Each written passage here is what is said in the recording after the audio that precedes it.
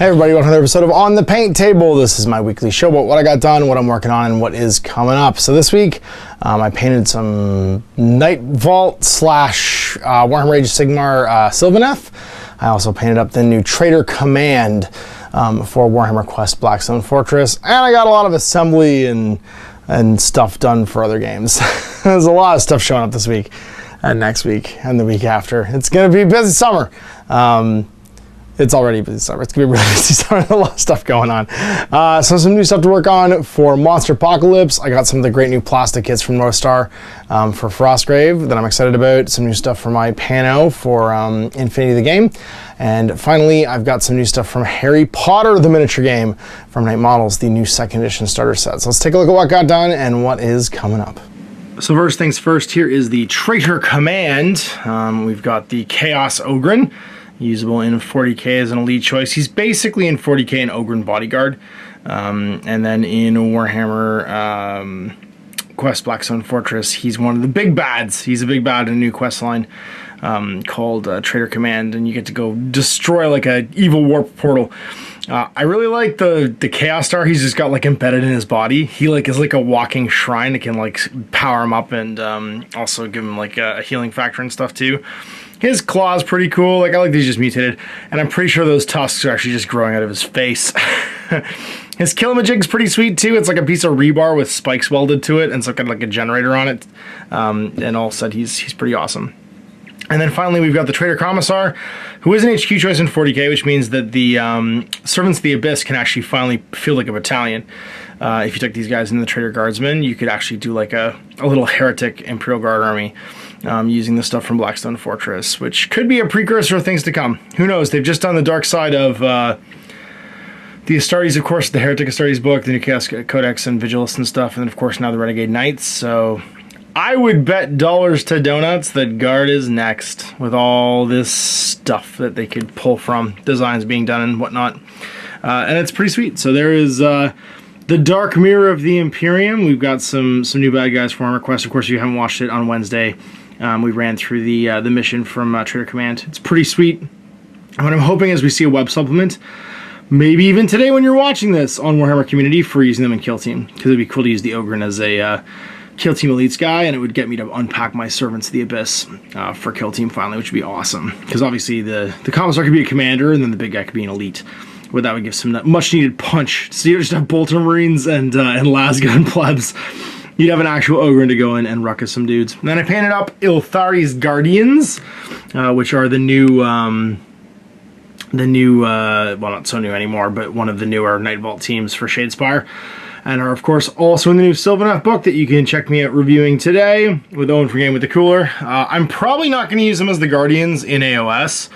They're done the same paint scheme as the rest of my Sylvaneth stuff, which is to say some old Charodon Grant airbrushing, some green airbrushing, some ghostly airbrushing, and then going through and actually just paint all the details.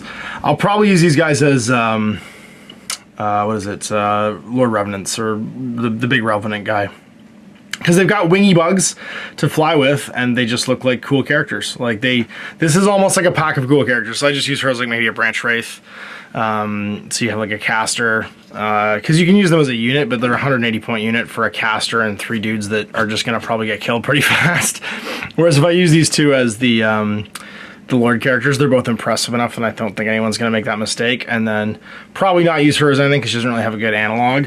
But then finally just use the caster as like a Branch Wraith. It's just a nice pack of characters to expand. And of course the Lord Revenant's not actually available outside of the Loon Curse box yet. So it's a nice way to have stand-ins. So you can watch the battle report today where I try out the new Sylvaneth Codex, and you get to see some of these guys acting in those capacities as we throw down a game with that new was supposed to be out a few months ago, got delayed, and everybody's already seen on the internet because I think the digital copy was out for a while, like 5 minutes. Everybody got copies of it, so it's not super new, but we'll do a battle report with them anyway, just to try them out. Sylvaneth stuff. And here's some of the bajillion things I'm also working on. First things first, we've got King Kondo, and then his condo, I guess it's the Jungle Fortress, and some baby apes, so I can try out the new Protector stuff, which is the Ape Empire of the Apes for Monster Apocalypse, my son's favorite game. King Kondo is now actually his favorite thing to say besides Monster Apocalypse. He is super jazzed with this guy, and I'm going to paint him up super soon to give him a try. Probably pair him up with Crick and Noctis in the beginning until I have more ape stuff, and try those two out together. Then we got some of these sweet new plastics. We got Frostgrave Wizards and Soldiers 2. They're not that new anymore, but they are a really cool kit. You get 8 wizards in the box. There's 4 per frame. And it's a bit like the old Empire Wizard sprue, which I think still exists actually, but it's all interchangeable with all of the other existing Frostgrave frames. So I'm going to mix some of these with the Barbarian frame to make like some Hedge Wizards and like Beast Wizards. I'm going to actually mix some with this other frame, which is the new Frostgrave Soldiers 2, which is all female soldiers, to make some female wizards and stuff as well. And like the bits are spectacular. Spearmen, Axemen, or axe, I guess, ladies, archeresses, axe ladies, spear ladies, spear maidens, spear maiden. There's like a Viking name for that. And a shield maiden, maybe it's spear maiden as well. I can't remember. And then like, yeah, they've got kind of an analog to all the Frostgrave Soldiers ones. So there's like a lantern arm, you get the backpacks, you get the coils of rope and stuff, and they're just a fabulous kit. Really nicely done, like nothing over the top about them. All in sensible shoes and sensible clothing. They look really, really good, and they're a really well designed frame.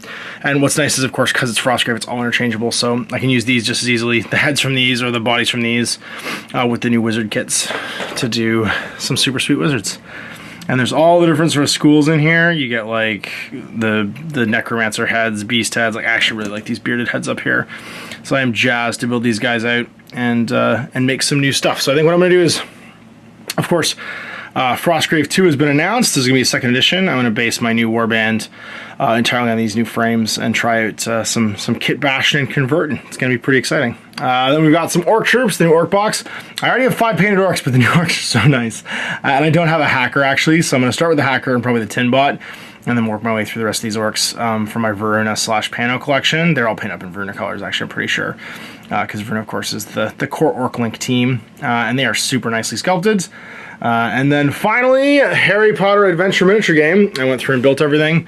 Cast were really nice, had no real issues with the bits being, like broken or miscast or mold lines or bubbles or anything like that.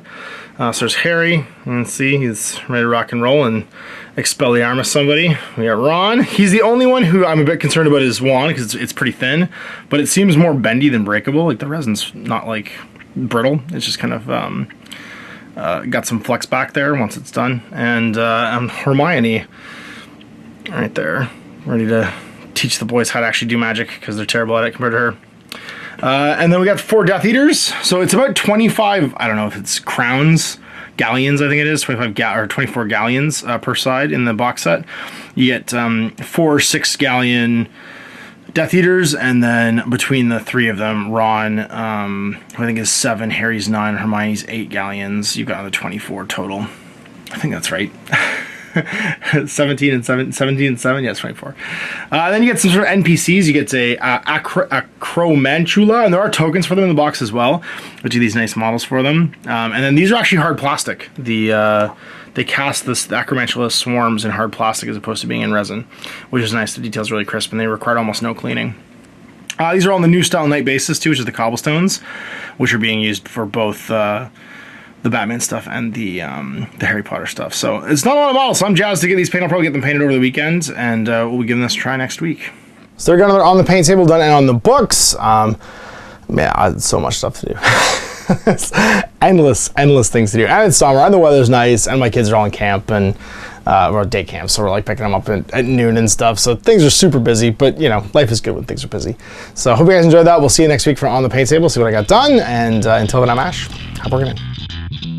I hope you enjoyed that video. If you want to support the channel, of course, like and subscribe and hit the little bell below so you get notifications when I post future content. I do post stuff 7 days a week. If you want to support the channel further, you can, of course, buy a t-shirt through Spreadshirts, buy a measuring gauge or objective markers from Death Ray Designs, or, of course, most importantly, there is Patreon. Patreon is what makes all this possible, keeps the lights on, pays for the studio costs, pays for the equipment, model costs, and everything else, and most importantly, puts food in my kids' bellies and a roof over their heads.